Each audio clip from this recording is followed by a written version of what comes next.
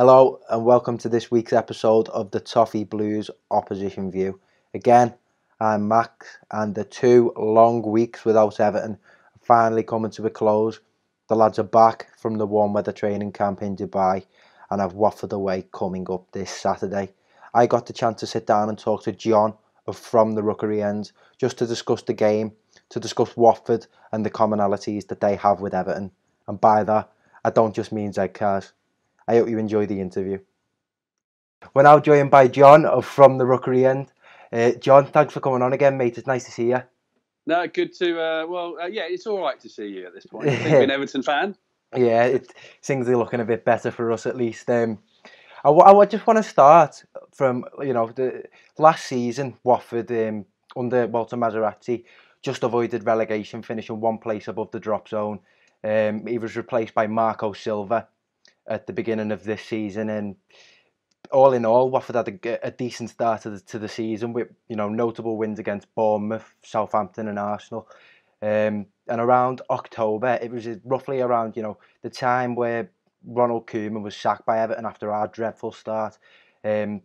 Silva's head was clearly turned by the proposition of managing Everton due to their interest. Results and morale around Watford generally seemed to drop, if I'm correct in saying that, around that time. Can you just kind of detail the events of what happened with Marco Silva at that point and the impact that Javi Grassi has had since coming in? Well, I sort of think when a manager sort of gets what is deemed to be, I'm not going to deem it to be a bigger club and to sort of go in there to manage. It's really interesting, Marco, because what we felt was, on our podcast, when we talked about it, was, in many ways, if he had done and continued to do what he did at Watford in those first 10 games he had with us, he would have been knocking on the big boys. Even a season at Watford after the half season he had at Hull, in many ways, Everton would have been a step up, yes, with an established Premier League side, but not where he actually could potentially be. And it felt like, in terms of when Everton sort of were asking to speak to him, it was just a little bit too quick for him. He hadn't done enough. But what we feel, and again, we never know, why would that change things so much? Watford said he wasn't allowed to speak to them. Maybe he didn't. Maybe his agent did to Everton. But then clearly I think he then fell out with the management, the CEO, the chairman. And that's where his sort of head was, I don't want to do this, or I don't want to do this, but I'll just get through this. His motivation, and therefore his motivation of the players, sort of really went off.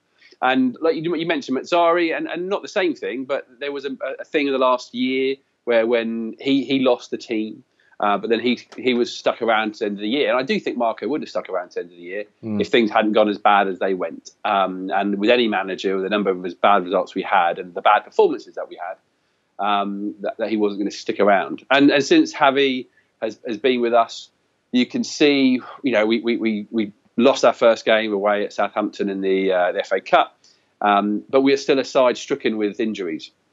He then set up brilliantly and motivated brilliantly a side against Chelsea. Yeah, I know they're just Chelsea again. Playing Barcelona later tonight as we record this, but they're not what they were, and they've certainly had a manager that's lost his motivation, his mojo, I think, a little bit as well, and he just motivated what we knew was a good bunch of players to play a game, and it was a fantastic thing to watch. So I think he sort of found what we saw under Marco in some players, and with a few coming back, hopefully, we'll be even a step closer to what we were achieving. I can't sort of say that 3 of our injuries you would call key. So you mentioned it. I just want to bring it up, that game against Chelsea. It was a game that really grabbed the national media's attention rather than just local media for Watford. It was a tremendous performance, albeit a poor Chelsea performance, but a tremendous performance by Watford. A man of the match standout performer in that match was a man we're very familiar with here on Merseyside, Gerard Deulofeu. He's back in the Premier League trying trying to figure his way out into the Premier League, as again, can't seem to maintain a place in that Barcelona side. When he was at Everton, he was very much a player that tested the fans' patience. But, you know, listening... Yeah, what way did he test? Was he one of those players who frustrated a fan because he tries too much and loses it? Yeah, or did he go missing in games? It was pretty much his decision making was, I think, a major factor. You know, it was kind of when he got the ball out wide, it was always the same trick: try and beat the man and whip the ball in the box, and it was very inconsistent with the balls that he put in. I was just going to ask you, what's the feeling about him? Obviously, I know by listening to your podcast and just gathering some Watford fan reactions, you know, they've been very impressed with him since he's come in. But what's the sense that you get from Gerard Deulofeu at Watford? I would say we've only had, I think we've only had 3 games with him. One of those, the Chelsea game, and we've had several players over the last few years. We had Niang on loan from AC Milan last year, who had a great game when we played Arsenal away, in which we won. And he slowly petered out and showed exactly what he was worth and why he would come on loan to Watford rather than to another bigger club. So that's sort of the back of my mind a little bit. But you can sort of see that what I like more than anything is how quickly he sort of settled in and what he's added to us that we've been lacking with our injuries, that ability to get the ball from the front to the back, from the back to the front, to say, quickly. And that's where what we were doing under Marco was really brilliantly, where we had Chalobah and Cleverley and also Decore in our midfield 3, beautifully quick through our midfield and up front. And that's what we've been lacking. He sort of added that back, but not 100%. We made a few signings over the window. He certainly seemed to be the only one where you'd say, "Oh, you'll be in the side quickly." But we're used to young loanees from like foreign places and loanees coming in to Watford. So we're aware of his limitations, but he's sort of added at least something that we've been lacking, and that's always a good thing. Yeah, and he, as you say, he does really seem to be now a mainstay in that Watford side. You know, he seems to be a name that seems to be on the team sheet. Albeit he still struggles to complete 90 minutes, which is something that Everton fans really did pick up on. But I was just going to kind of discuss with you, right? You've been unchanged from the Chelsea game in the West Ham game, which resulted in a 2-0 loss. I watched that game and it wasn't necessarily a poor performance by Watford. No. The 2 goals that were given away were more defensive errors and defensive lapses rather than a poor performance. Given Everton's poor away record as of late, do you think there'll be a selection change or even a tactical change for this upcoming game? Well, we felt there wasn't a tactical change against West Ham. Maybe how could you go around and a team that just beat Chelsea, that not just beat Chelsea, but really brought back the fans in terms of a feeling and a happiness that we were sort of lacking. You couldn't then go, oh, well, we're going to change 3 of you, and I don't think that was the right thing to do. But we definitely weren't set up in the right way against West Ham. They certainly had an extra body in the midfield.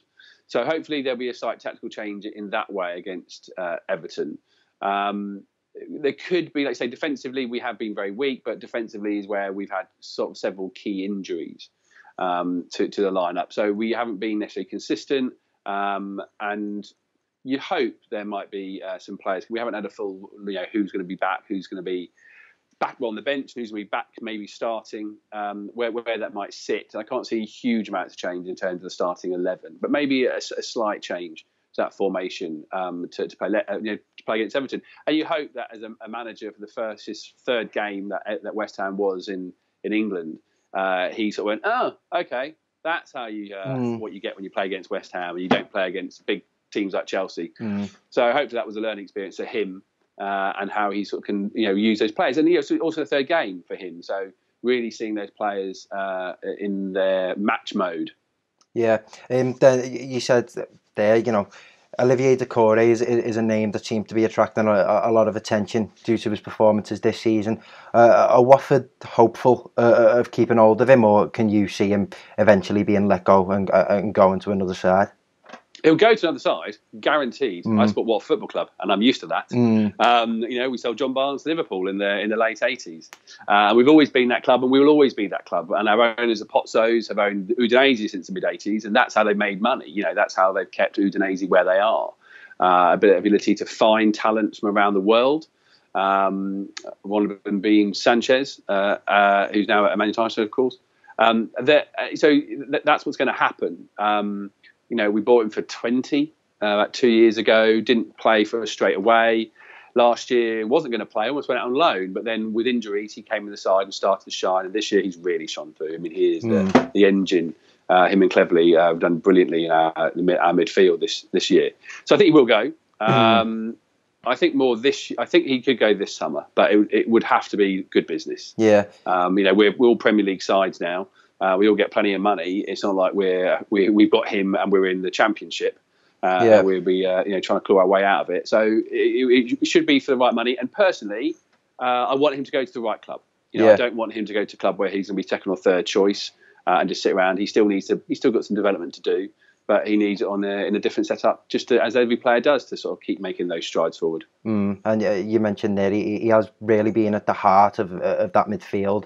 And obviously, from an Everton perspective, that first half of Goodison was a 45 minutes where we were going through a really bad run of form, played considerably poor in that first half, but Watford midfield really did shine through in how you overrun us and how you cause damage.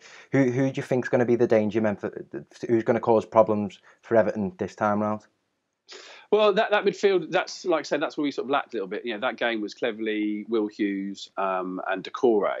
We haven't really had a proper workroom three in that midfield for a while. Hopefully, Will Hughes could be back, but again, he could be one on the bench. We've still got Richarlison, who's causing issues for people out on the left, but he seems to be getting a lot of attention from defences and getting covered quite a lot. So Decore still, I think if we stop the season now, and that's stop the season at many points throughout the year so far, he will be our man of the season, player of the season. Our hard-hitting danger players just aren't fit. Firmino, who's on our right side of defence / midfield / winger, he's back and forth and pretty special. So I don't really up front. We're not going to scare you up front. That's the biggest thing because Deeney isn't scoring and neither's Andre Gray. So somewhere along the line, hopefully our midfield will score some goals. But exactly what that midfield will be, we're not 100% sure. So just on that note, and finally, just to close it, what's your prediction for the game on Saturday? 2-1 to Watford. Well, in some ways, I don't know really, and I think we're still trying to, like you said, the thing we've discussed. How will he set up that team? Yeah, and what players will be back from injury to give him either the option or some option off the bench? That will be the telling thing where I can perhaps give you a better thought out prediction come 2 o'clock when the teams come out on Saturday. Well, as an Evertonian and watching all of their away performances over the last, however long, it really wouldn't surprise me if Watford did come away with the win. But let's just hope that you're wrong. So, John, thanks for coming on, mate. It's been great to have you. No worries, anytime. So, there we have it. Let's hope John's wrong with his prediction and the Blues pick up all 3 points on the road this weekend. Thanks for watching, and remember, if you're enjoying the videos, to like, comment and subscribe. I've been Max with the Toffee Blues.